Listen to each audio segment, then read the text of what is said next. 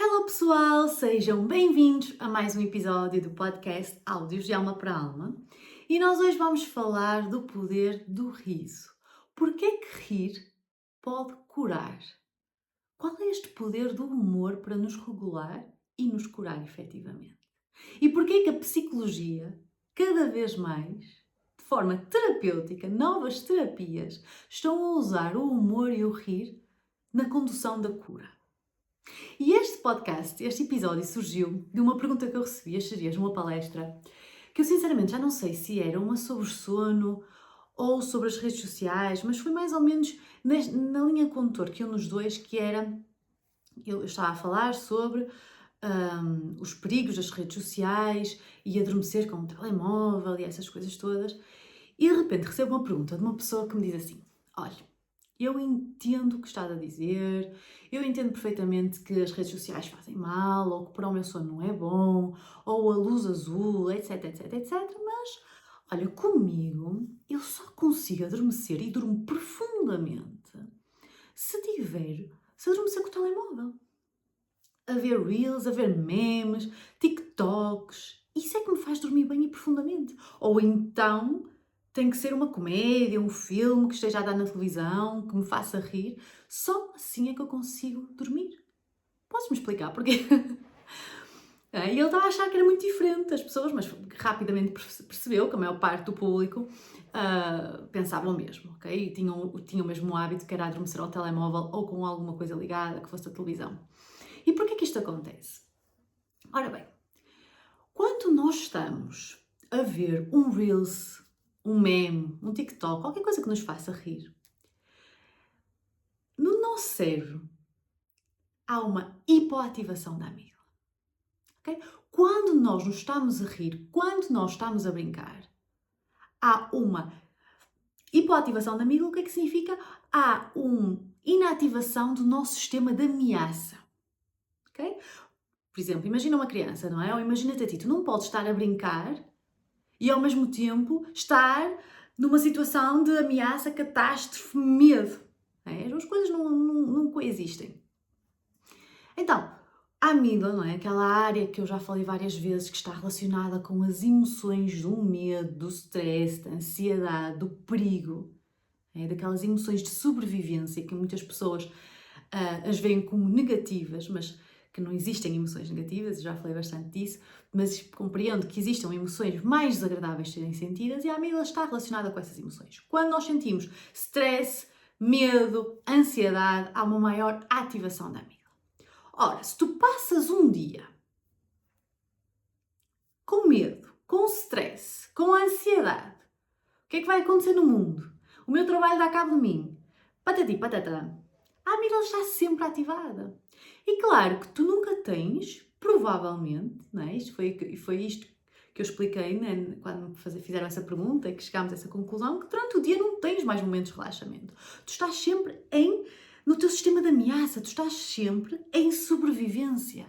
E portanto, chegas à cama e se ficares sozinha com os teus pensamentos ou sozinho com os teus pensamentos, continuas ativado, tu estás sempre ativado, tu estás sempre no sistema de ameaça, tu estás sempre estressado, tu estás sempre ansioso, tu estás sempre com medo, vives sempre numa situação de perigo, como se ou um urso estivesse atrás de si, não é? Mas não é um urso, é o patrão, que pode também ser visto como urso, não sei, ou é o teu cérebro, ou são os teus pensamentos, eu já vou chegar lá.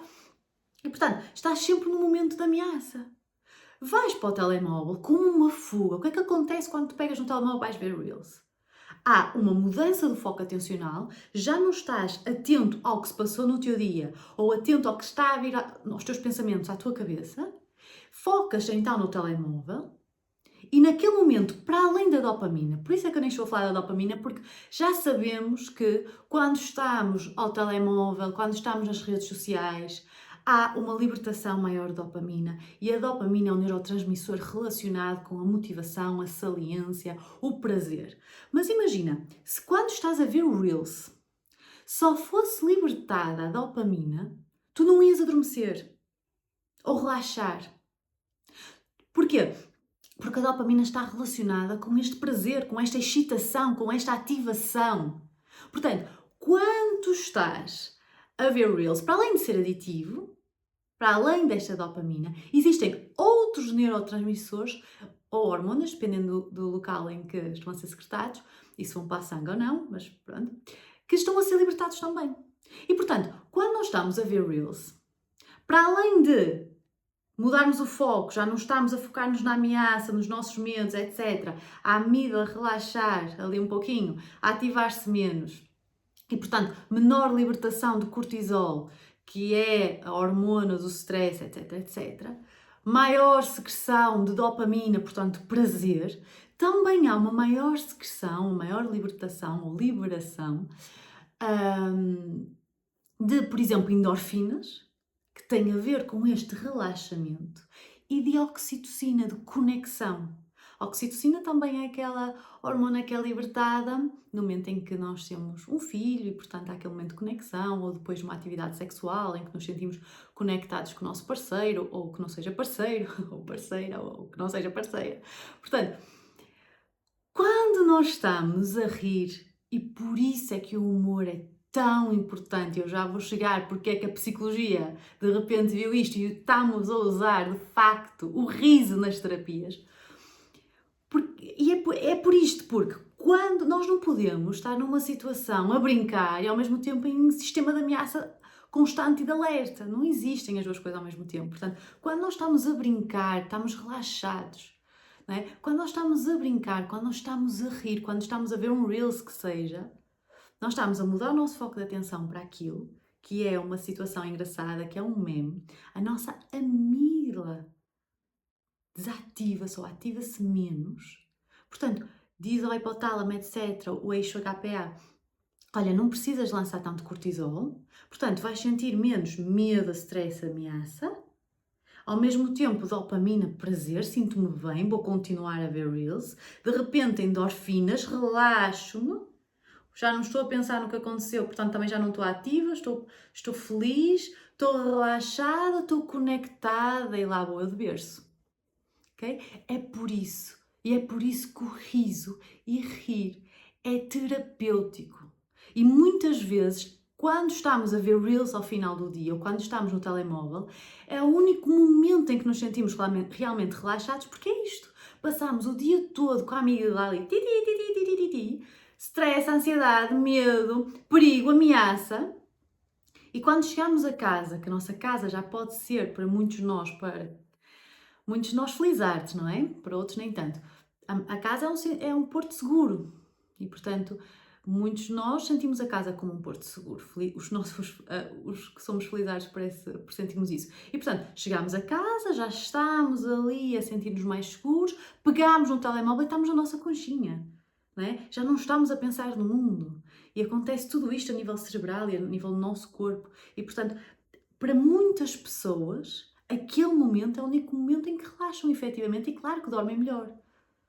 Mas claro que depois vai ter muitas outras consequências ao longo do tempo, ok? E é por isto, e foi isto que eu tentei então explicar. E por muito tempo, imaginem, eu sou uma pessoa que usa o humor para tudo.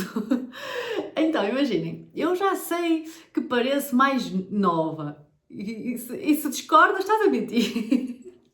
Se discordas, estás a mentir, porque eu pareço mais jovem do que sou, muito mais jovem do que sou, ok? Pronto, vamos dizer assim. E portanto, a Cut já parece jovem. Leva a vida assim, às vezes, numa leveza e numa brincadeira.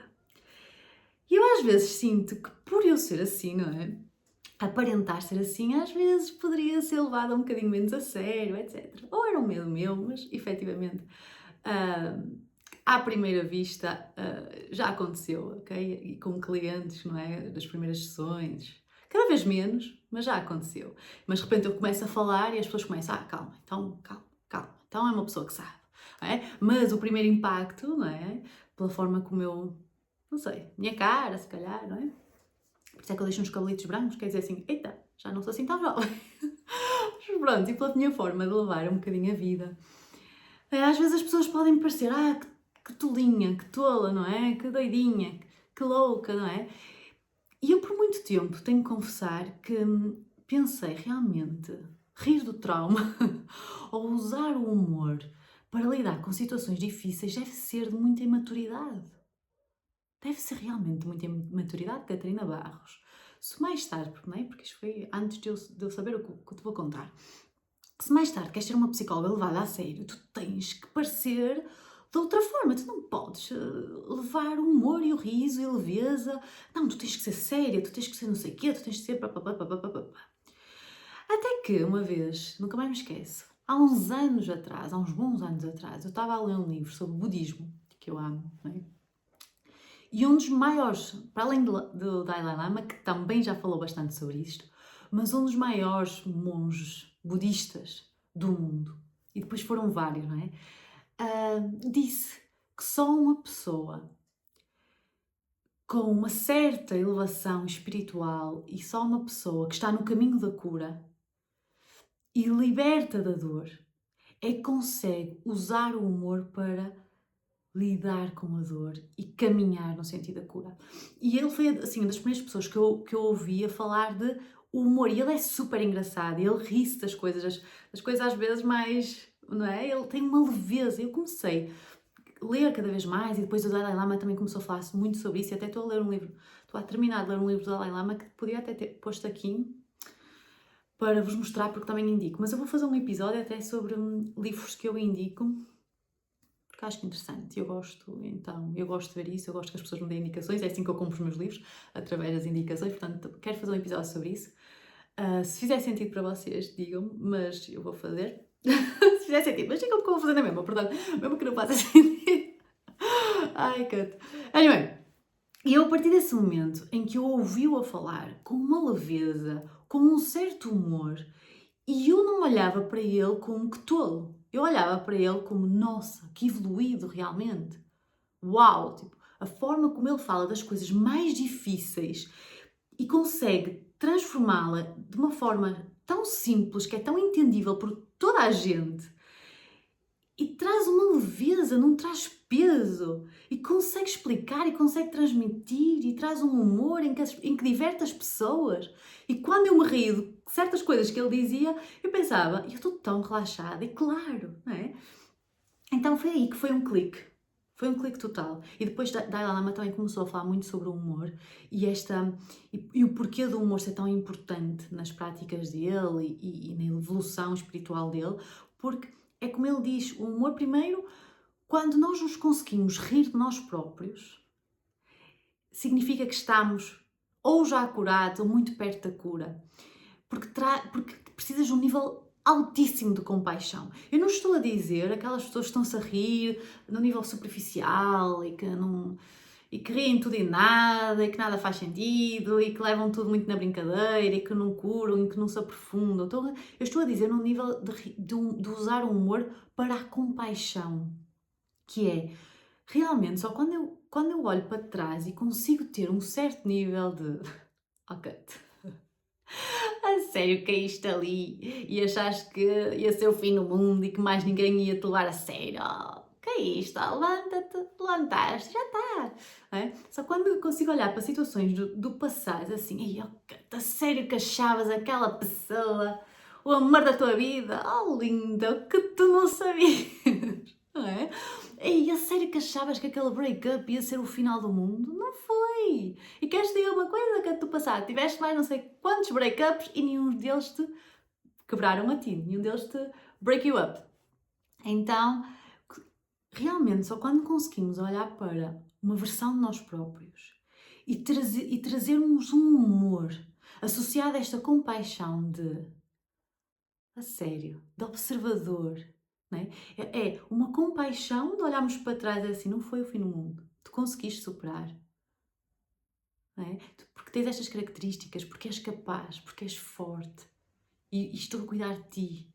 Não é? Eu agora, a Catarina mais velha, estou a cuidar da mais pequenina. E olhar para esses traumas e curá-los e processá-los e chegar a um nível que é de género. Não te quebraram, compaixão, estou-te a observar.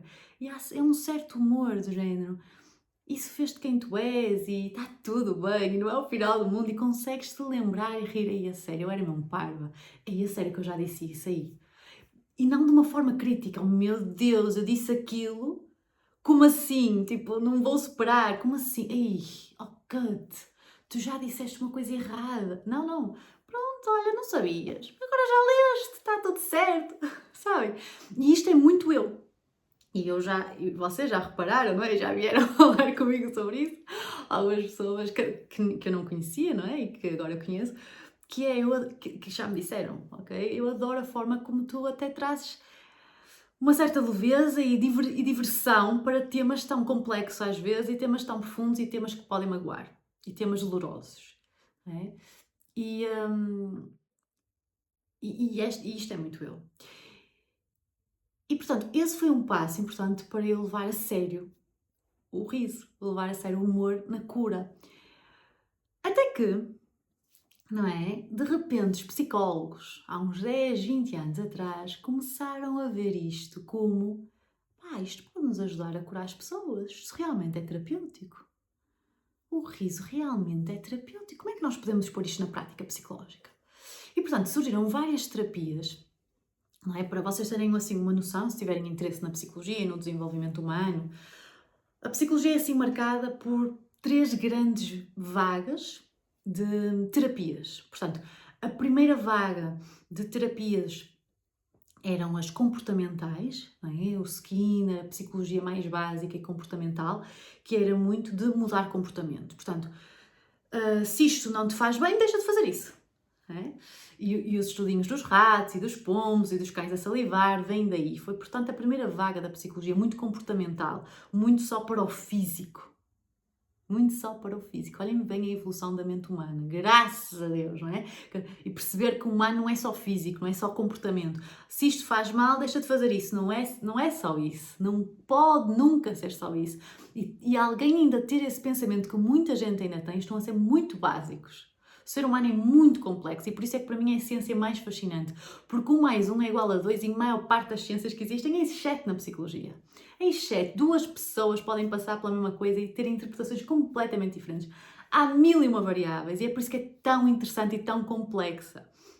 E nunca vais conseguir controlar todas as variáveis e mais algumas, como na matemática, na física, na biologia, na química, não vais. O humano é assim complexo, é extraordinário, é assim a ciência mais fascinante para mim. E portanto, a primeira vaga foi a comportamental, não é? E de repente diz assim: mas olha aí, a mente se calhar participa aqui.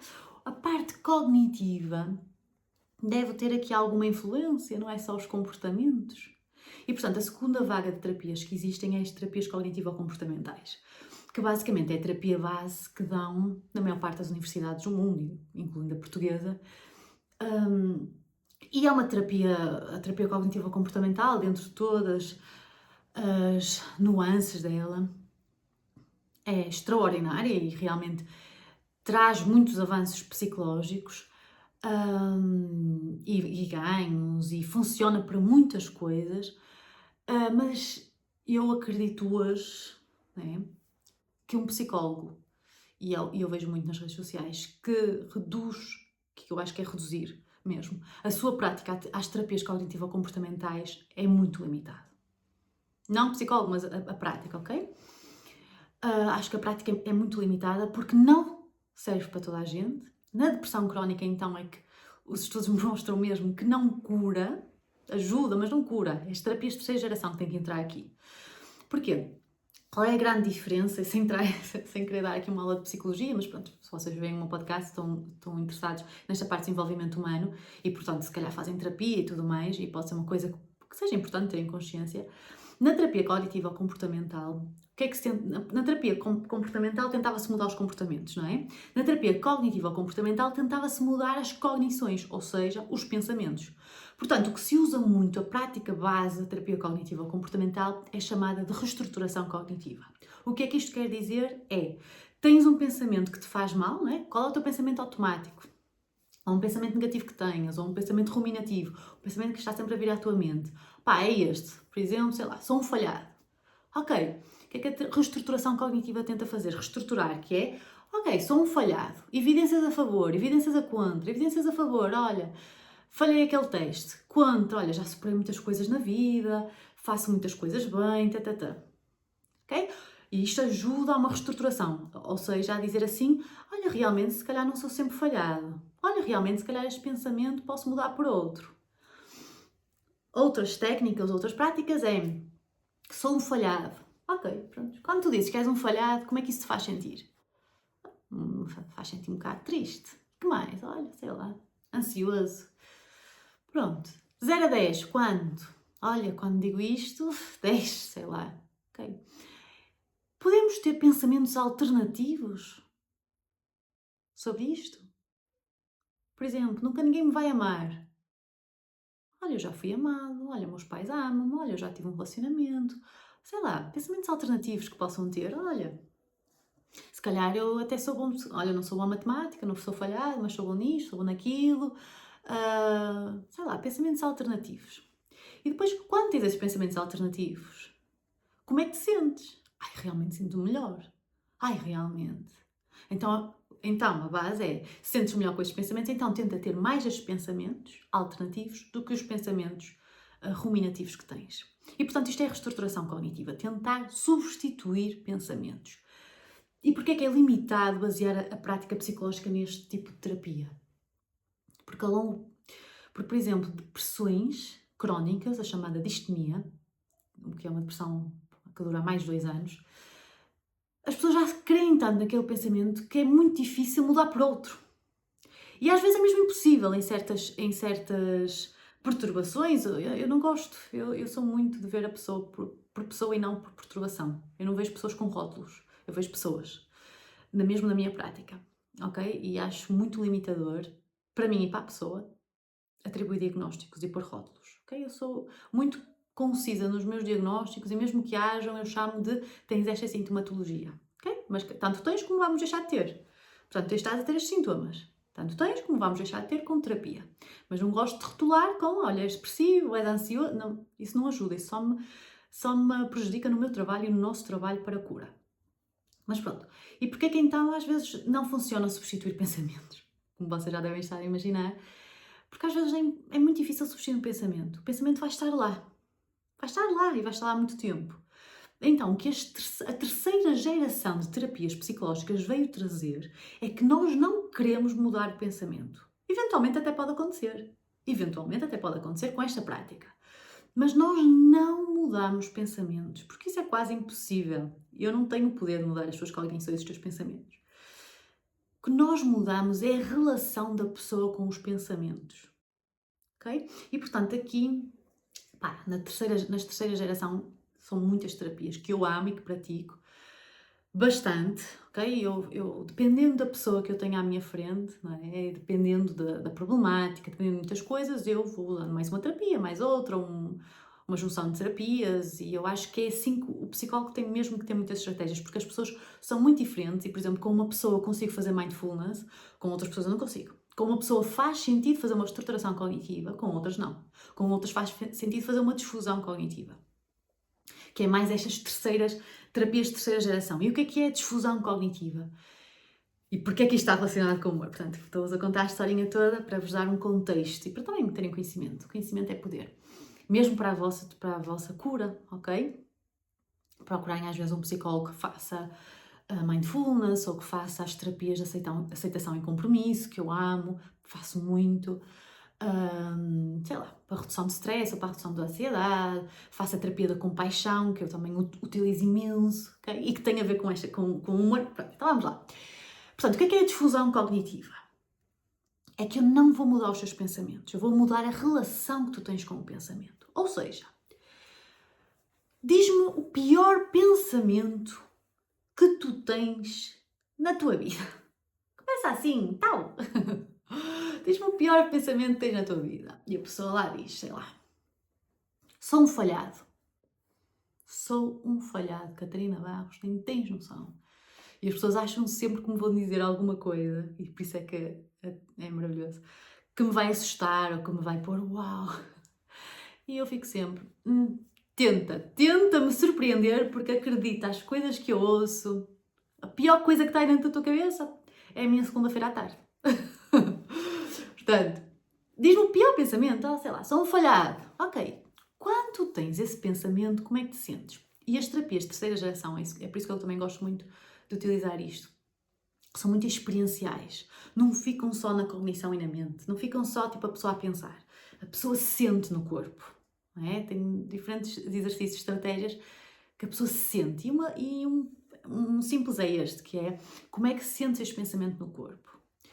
Portanto, quando tu dizes, eu sou um falhado, como é que tu sentes no corpo? Que emoções vêm? O que é que tu sentes? Taquicardia, o nó na garganta, isto, aquilo, tá.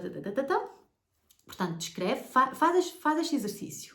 Porque eu preciso que faças um bocadinho deste exercício e que pratiques para eu te dizer como é que usas o humor para te curar. Porque imaginem, usar o humor para curar já vem depois, mais tarde, no processo terapêutico. Eu não utilizo isso logo de imediato, porque senão a pessoa não consegue mesmo, mas eu já explico. Portanto, qual é o pior pensamento que tens? Faz esse exercício. Qual é o pior pensamento que eu tenho? Escreve num papel. Como é que eu me sinto quando tenho este pensamento? E escreve ou pensa, se quiseres, enquanto ouves o podcast. E depois dizes, de 1 a 10, também podes fazer um bocadinho isso. Como é que isso te faz sentir de mal? Como é que isso te faz sentir? E depois, o pulo do gato é este. Em vez de dizer, eu sou um falhado, eu quero que tu comeces a dizer, eu estou a ter o pensamento que sou um falhado. E eu quero que treines isto. Eu estou a ter um pensamento que sou um falhado. Quando vem alguma coisa negativa, eu estou a ter o pensamento que eu não sirvo para nada. Olha, eu agora estou a ter o pensamento que ninguém nunca me vai amar. Onde é que vem este pensamento? Ui, o que é que me fez pensar isto? Percebem que quando, nestas palavras, eu não quero que tu pares de pensar que és um falhado, eu só quero que tu comeces a dizer, eu estou a ter um pensamento que sou um falhado, um mal amado, um triste, um envergonhado. Aqui que tu começas a treinar o teu poder de observação sobre os teus pensamentos. Já não és tu o falhado. Tu crias um campo em que observas que existe o pensamento de ser um falhado. Quando eu digo eu sou um falhado, há uma fusão cognitiva, que é o pensamento igual à minha identidade. Eu sou. Isto é fusão cognitiva. Quando eu começo a treinar para dizer eu estou a ter um pensamento que sou um falhado, há alguém que está a observar esse pensamento. E esse alguém é a tua consciência, és tu.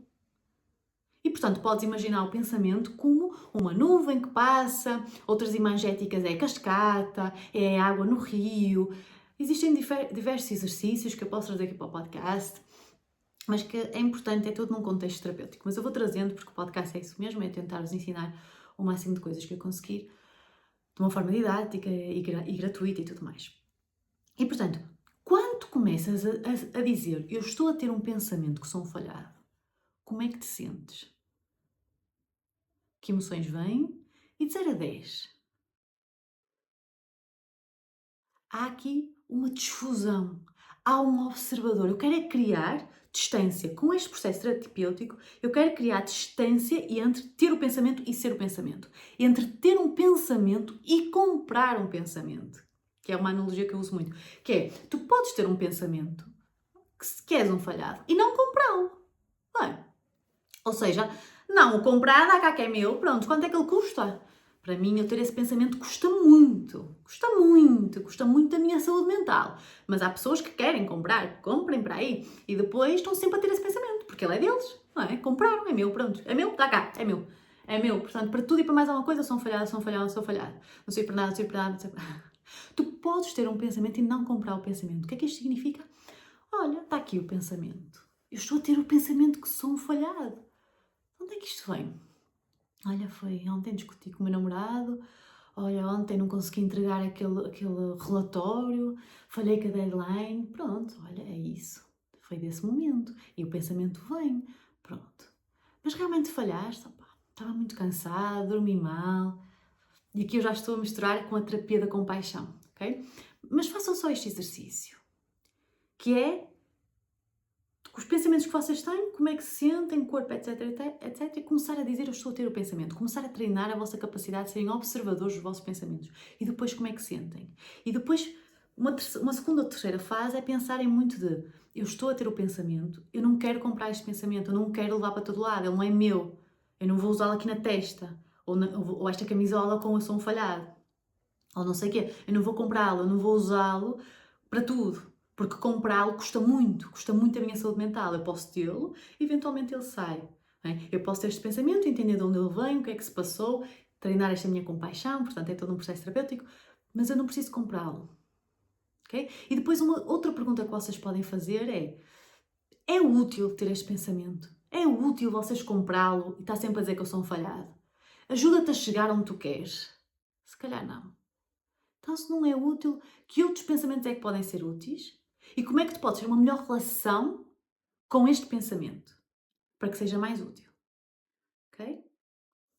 E depois, mas isto envolve muitas coisas, só trazer aqui alguns exercícios e alguns pontos. Como é que entra aqui o humor? Portanto, quando já chegamos a uma fase do processo terapêutico em que as pessoas conseguem identificar pensamentos, identificar o que trazem no corpo, como é que lhes fazem sentir, começar a ser observadores dos próprios pensamentos e a não comprá-los, a não identificarem-se logo.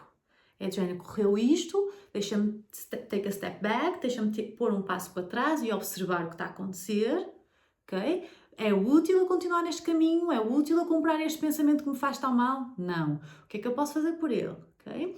Compaixão. Entra aqui muito a terapia da compaixão, por isso é que eu depois mesclo muitas terapias.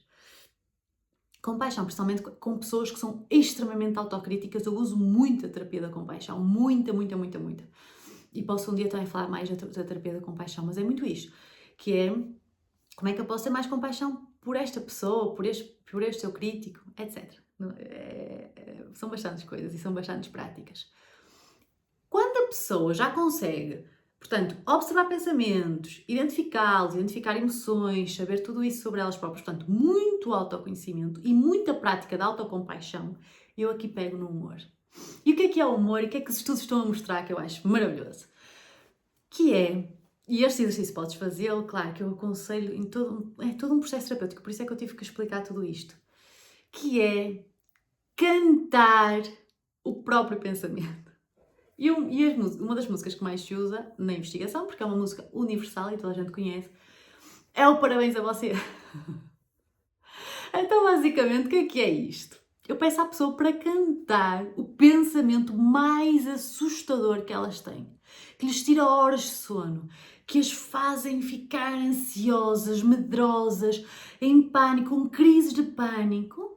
Depois de fazer todo este processo, não é? Depois de eu estabilizar a pessoa e ganhar poder pessoal, e a pessoa ganhar poder pessoal, eu digo-lhe assim: ora, canta o Parabéns a Você, com a coisa que mais te assusta na vida.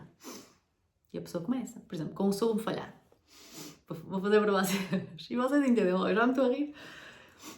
Eu sou um falhado, eu sou um falhado, eu sou um falhado, eu sou um falhado. Yay! Eu sou um falhado, eu sou um falhado, eu sou um falhado, eu sou um falhado. Yay! Toda a gente vem a esta festa. E portanto, várias vezes, normalmente a investigação mostra pelo menos uns 40 segundos. E claro, isto funciona quando eu já trabalhei vários somente esquemas emocionais, que é outra terapia que eu também utilizo bastante. Porque imaginem, se a pessoa tiver um esquema emocional de vergonha, isto pode ser altamente ativador para ela. O esquema emocional de vergonha é que, de forma muito automática, sente vergonha por tudo e por nada, não é? Por muitas coisas na vida, porque houve trauma, houve aqui uma distorção sobre o que é vergonha e tudo mais, por isso é que eu também fiz o episódio sobre o poder da vergonha e porque é que a vergonha pode ser um superpoder. Vai ver esse episódio porque pode mesmo mudar a forma como te relacionas com a vida, não só com a emoção da vergonha, mas com a vida mesmo e como é que tu podes ser mais autêntico e mais tu próprio. E portanto, é por isso que envolve todo um processo terapêutico. Eu não quero trazer aqui de uma forma leviana, mas eu quero trazer-vos que sim, o humor está sendo usado, está cada vez a mais a ser usado na psicologia, no processo terapêutico e com resultados fantásticos, assim, dos melhores resultados que existem. Só a cantar um parabéns a você com um falhado. Porquê que isto funciona? Porque tu estás, não é, numa situação de brincadeira. Quando estás numa situação de brincadeira, por isso é que eu falei do Reels, numa situação humorística, o teu sistema de ameaça desliga-se automaticamente. A tua amígdala desliga-se. E começa, não é, a vir a dopamina, a vir a serotonina, a vir a oxitocina também, a vir a endorfina de relaxamento. E, portanto, as pessoas começam-se a rir. Eu sou um falhado, eu sou um falhado. Olha que fixe. E começam-se a rir. Então, o que é que acontece ao teu cérebro? Tu interrompes aqui o ciclo de ameaça. Porque imagina, deixa-me dar um exemplo. Exemplo, eu estou-me a rir, não é? Mas, exemplo, vou parar de me rir. E vou-me pôr nessa situação, que é, eu sou um falhado. Eu sou mesmo um falhado.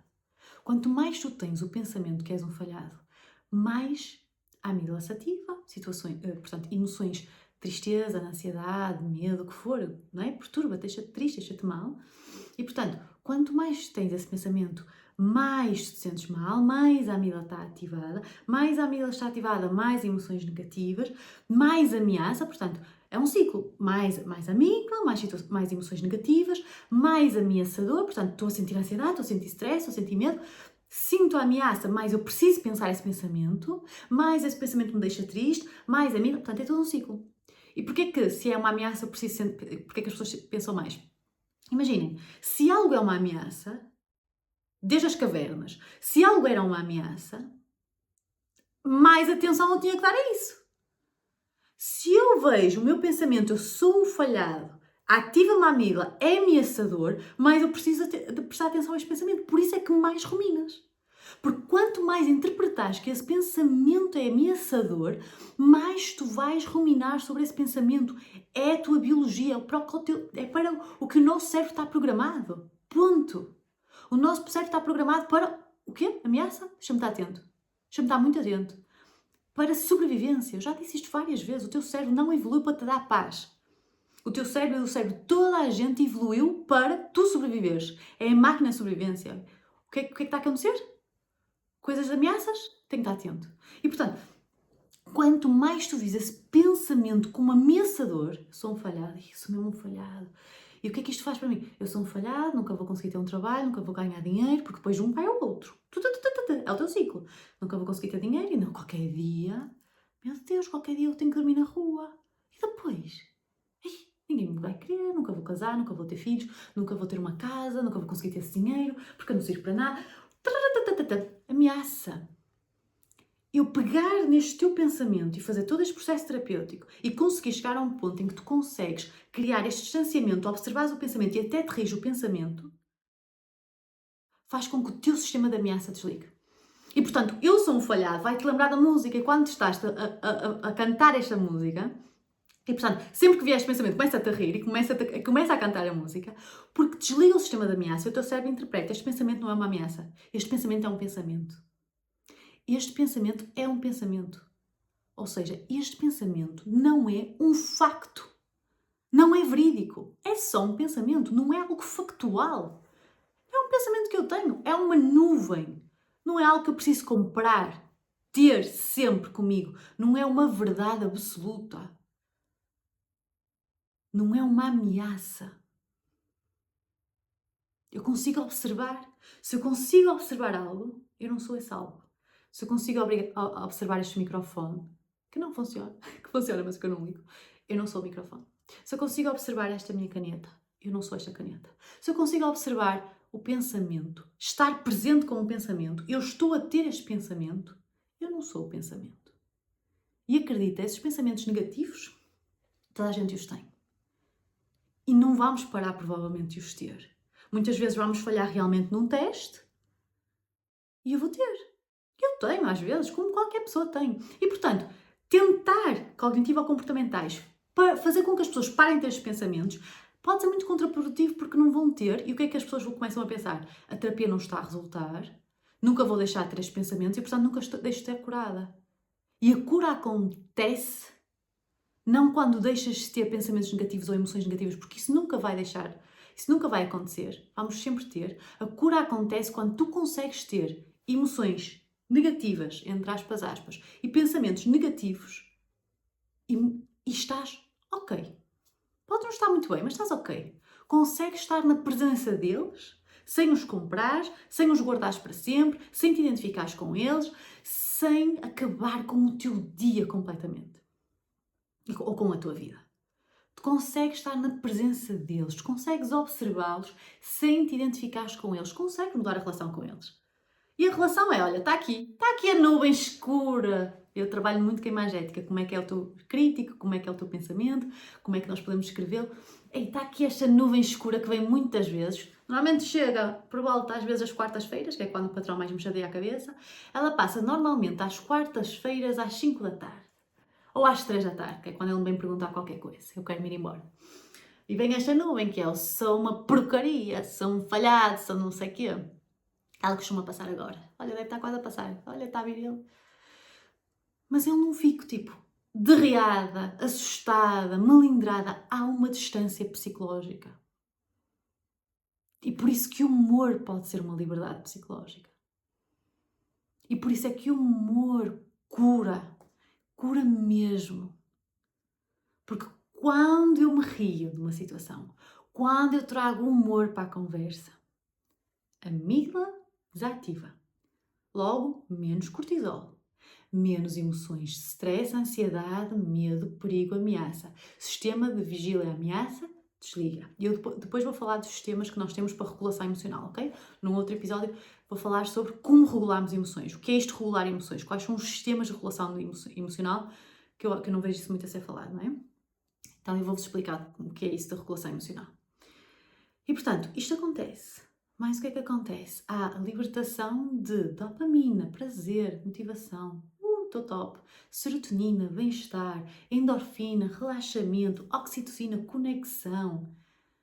Mais, cria-se um distanciamento psicológico e ativa-se os nossos sistemas de segurança. Porque lembrem-se, nós não podemos estar a brincar e a estar numa situação tipo de caos. Quando nós estamos a brincar, quando nós conseguimos brincar, e por isso é que os adultos perdem muito a sua capacidade de brincar e de se rir das coisas mais parvas, porque estão sempre com a amígdala ligada, estão sempre numa situação de caos. E por isso é que as crianças que vivem no mundinho delas conseguem tanto brincar. É? Porque nós não conseguimos brincar e sentimos um caos. E muitas das crianças que não brincam tanto é porque em casa as coisas não estão muito bem, ou elas próprias não estão muito bem, têm muita vergonha, têm muito isto, pronto, várias situações. Porque quando nós estamos a brincar, nós estamos relaxados, há um sentido de segurança, quando nós estamos a rir, conectamos com o outro, não é? Depois de rir-nos tanto, estamos tão conectados. E por isso é que o humor cura. E por isso é que viemos trazê-lo para a psicologia. E funciona. E há milhares de estudos, com parabéns a você, com mil e um pensamentos negativos. E o que demonstra é um melhor humor, satisfação com a vida, e as pessoas deixam de acreditar naquele pensamento. É um pensamento, eu posso tê-lo, mas não preciso comprá-lo, não preciso acreditar nele. Toda a gente tem, opá, errei em qualquer coisa, vou melhorar. O humor faz isto, o humor é libertador. E quando nós conseguimos trazer este humor para a nossa vida, para as situações que passamos, bem difíceis, nós percebemos que estamos a libertar-nos efetivamente. Aquilo já não nos domina, aquilo já não nos aprisiona. Nós até podemos sentir dor, mas a dor não nos domina. Eu criei uma relação com ela. Eu criei uma relação com isto. Eu criei uma relação com estes pensamentos. E eles já não me dominam, eles já não me fazem mal.